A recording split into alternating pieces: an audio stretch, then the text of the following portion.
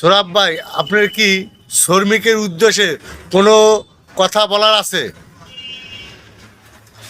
ধন্যবাদ। সবাইকে শুভেচ্ছা এবং অভিনন্দন জানিয়ে আমি আপনার প্রশ্নের উত্তর দিতে চাই।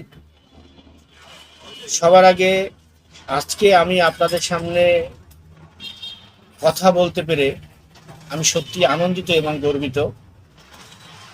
আমি আশা করি আমার কথাগুলো সবাই মনোযোগ সহকারে শুনবেন।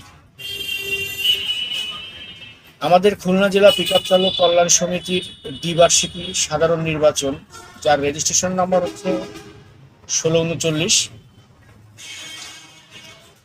আগামী 26শে জুলাই 2025 নির্বাচন অনুষ্ঠিত হবে।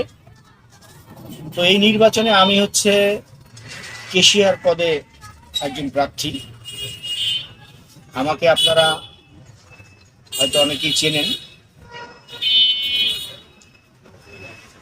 নির্বাচনকে কেন্দ্র করে কোনো কথা আমি বলতে চাই না, তবে বলার যে বিষয়, ভোটারদের বা আমি নিজেও একজন ভোটার, সেই হিসেবে আমাদের কিন্তু একটা দায়িত্ব আছে যে এই সমিতি ভবিষ্যতে আমরা সঠিক নেতা যদি নির্বাচন করতে না পারি, তাহলে ভোটার হিসেবে কিন্তু আমারও একটা ব্যর্থতার দায়ভার আমার ঘাড়ে বর্তায়।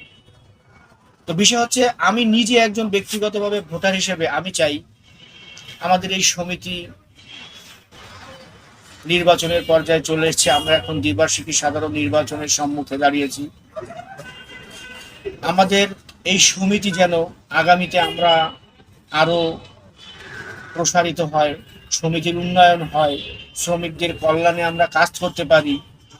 এই ধরনের যারা যোগ্য, যাদের আমরা সুখে দুঃখে পাশে পাবো, এমন নেতা নির্বাচন করা আমাদের প্রত্যেক ভোটারেরই একটা দায়িত্ব।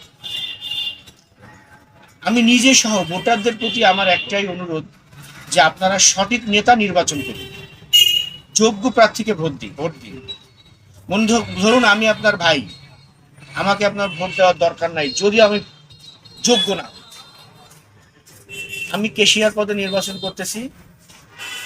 আপনাদের কারো ছোট ভাই, কারো বন্ধু, কারো ছেলের বয়সী, সবার প্রতি আমার আকুল আবেদন, আমাদের এই সমিতির নির্বাচনকে কেন্দ্র করে কেউ কোনো বিশৃঙ্খলা সৃষ্টি করবেন না, এবং আমাদের সবাই যেন আমরা সবার সঙ্গে মিলেমিশে একসঙ্গে কাজ করে আমাদের এই সমিতিকে আমরা আরো সামনে এগিয়ে নিয়ে যেতে পারি। এই দৃঢ় আশা ব্যক্ত করে সকলের কাছে অনুরোধ জানিয়ে আমি আমার এই সংক্ষিপ্ত ছোট বক্তব্য শেষ করলাম।